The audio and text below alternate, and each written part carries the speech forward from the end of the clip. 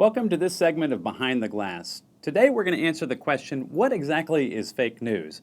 Now, in a previous Behind the Glass, we talked about the how and why of fake news, and we talked about how people actually make money off of fake news. Feel free to check that segment out on our YouTube or Facebook channels. But today we're going to answer the question, what exactly is fake news? And I've got these diagrams over here to illustrate that. So in order to sort of break this whole thing down, we're going to start up here with what was said, and I'm just going to use the political context right now because that's what everybody's talking about. Fake news is about the election. There are plenty of other situations. Nutrition is an obvious example where fake news appears, reporting health benefits and those kinds of things. But let's just keep it on politics because that's what's on everybody's mind right now. So there's what a person, an individual said, and so there is a simple way to just sort of break that down. Is what they said true?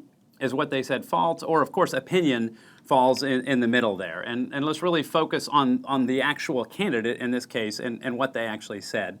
Then we're going to move over to what was actually reported up here. And so the news or the media will report on something, and the good way to define that is, did they do an accurate job of representing what was said, or did they do an inaccurate job of representing what was said?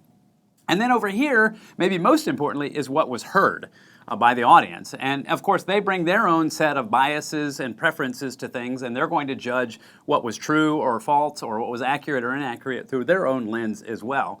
And one just quick note, it's easy to sort of miss the key distinction that's developed over the past, say, 5-10 years, where previously candidates or people, if they wanted to get their message out to the audience, had to go through the media. They couldn't go directly, or it was very expensive to go directly. They could go to campaign rallies, they could pay for advertising. That's one reason why political candidates have always tried to raise so much money, is so they could take their message directly to the public. Well, now with social media, of course, it's much, much easier and much cheaper to take your message to the public, and whether you're saying something that's true or whether you're saying something that's false, you can definitely get it out. And the media, of course, has an incredibly important role, but it's a somewhat different role than it was previously.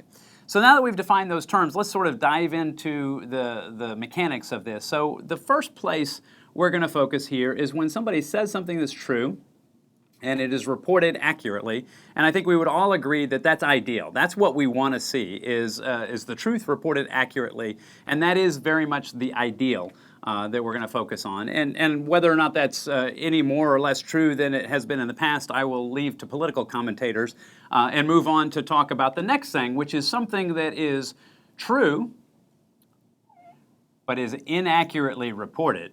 And this is what people famously call bias, right? You hear people talking about media bias. Plenty of political candidates have talked about the biased media. Plenty of audience members, viewers, readers, listeners have talked about biased media as well. And so this bias is a very big and a very notable thing that's talked about right now. But there's something that's equally interesting, which is right over here, and we're going to call this complicit, because what you've got is the media accurately reporting on a statement that was false.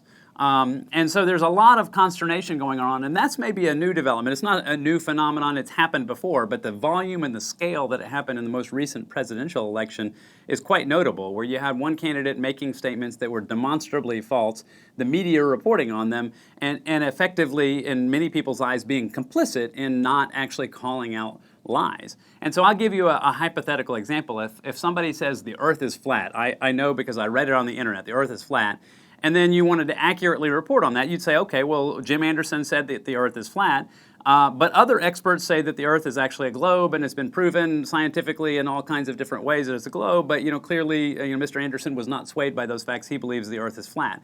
That's the idea that while not calling out something as a lie or just an absolute misstatement or untruth, is making you as the media complicit. And so I'll leave it to your own conclusions and judgments, just like I will bias, as to when and where and how much that occurred.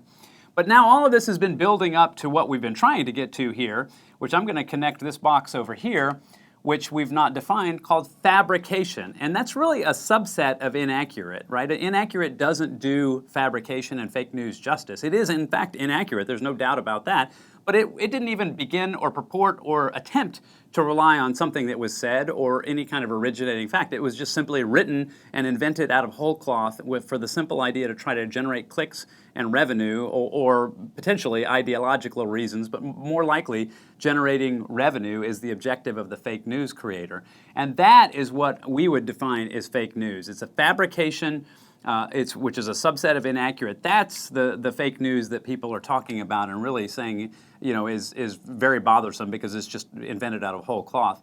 And then if you create enough fake news stories and fabrications, you can get into conspiracy and conspiracy theory territory, and there's a lot being written and a lot of legitimate concern about fake news and the whole fabrication going on. But we think it's important to make sure that you really delineate and define your terms. Fake news is a very imprecise term in many of the ways it's used. And so recognizing the difference between fake news and bias, and fake news and complicity, and just understanding the true and the false and the inaccurate and accurate dimensions of this, we think are critical to understanding the issue. So that's the fake news. We thank you for joining us, and as always, we would love to continue the conversation with you, and so feel free to contact us if you'd like to talk more at sales@socialflow.com.